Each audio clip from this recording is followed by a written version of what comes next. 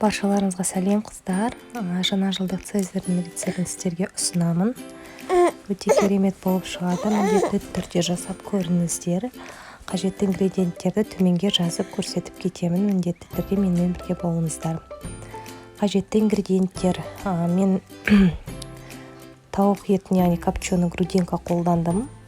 Барлығын осылай төртбұрыштай етіп алдын ала турап дайындап алдым.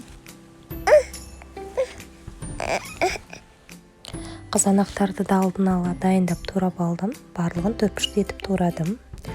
Бұл жерде менде листья салата, айсберг қолдануға болады негізі, бірақ мен айсберг емес, листья салата қолдандым. Бағасы жағынан кішкене ыңғайлы. Жұмыртқаны осылайынан дольки етіп турап алдым. Сырды өткізгіштен өткіздім. Енді сухарикиді мен кәдімгі қолданатын нанды. Үстіне аздап сұйық май құйдым. Оның үстіне паприка, кептірілген чеснокты салып, араластырып духовкада кішкене қызартып алдым. Өте оңай жасалады. Және де сырный цезарь майонезін қолдандым. Дайын. Ешқандай жаңағы бөлек соустың жасаудың қажеті жоқ. Мен осылай сырный соусты оңай болсын деп кондитерский мешокқа салып алдым, бірақ ол міндетті емес. Оны салмай қойсаңыздар да болады, бірақ кондитерский мешокқа салсаңыздар аз мөлшерде ағып тұрады жаңағы, және де өте ыңғайлы.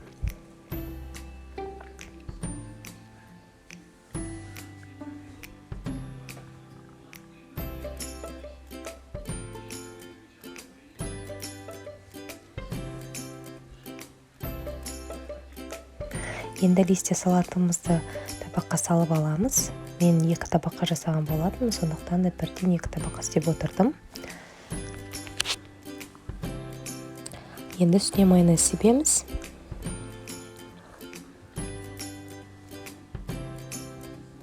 Майонездің үстіне тауық етін қоямыз.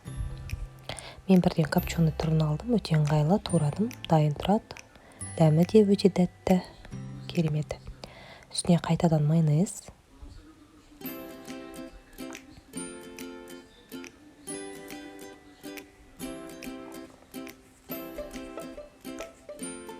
Енді қызанақтарымызды саламыз.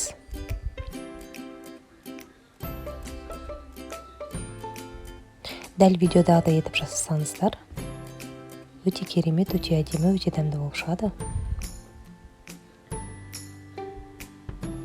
Тағы да үстіне майонез, яғни соус кальве деп аталады өзі. Кейін жұмыртқаларымызды қойып шығамыз.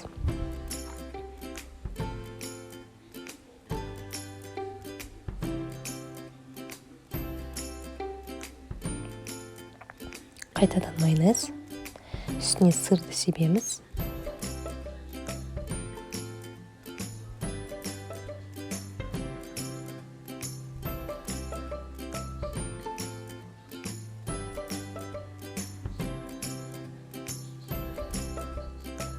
Енді жаңағы алғашқы позициямызды қайтадан қайталаймыз.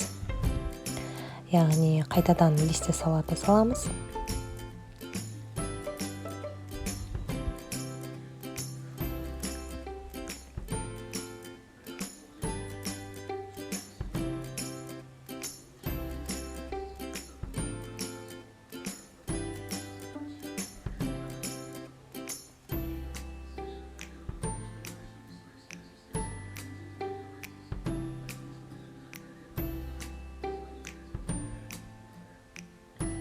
Қайтадан майонезімізді үстіне себеміз. Сол себепті де кондитерский мешок қолданған өте ыңғайлы. Сонда азғантай мөлшерде майонезіміз кетіп отырады. Және де сухой болмайды, яғни құрғақ болып шықпайды. Өте сочный болады. Тіпті жаңағы кәдімгі мешочек деп айтамыз ғой, қолданатын күнделікті өмірде. Соны да жаңағы қолдансаңыздар болады жалпы. Себебі майонездің қақпағы өте үлкен болады. Шығымы ыңғайсыз болады. Сол себепті кондитерский мешок өте ыңғайлы. Қайтадан тауық етін саламыз. Жаңағы алғашқы позициямызды біз енді қайтадан қайталап жатырмыз.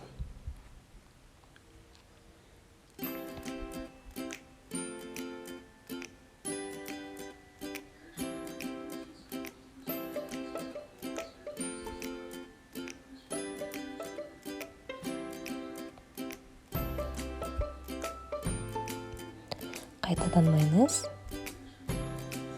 Қызанақтарымызды салып шығамыз.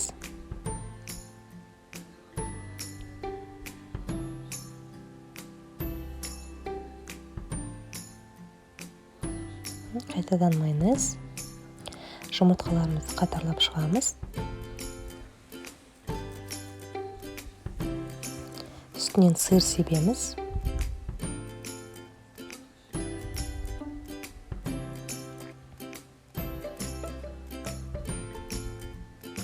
Және ең соңында сухариктерімізді қойып шығамыз.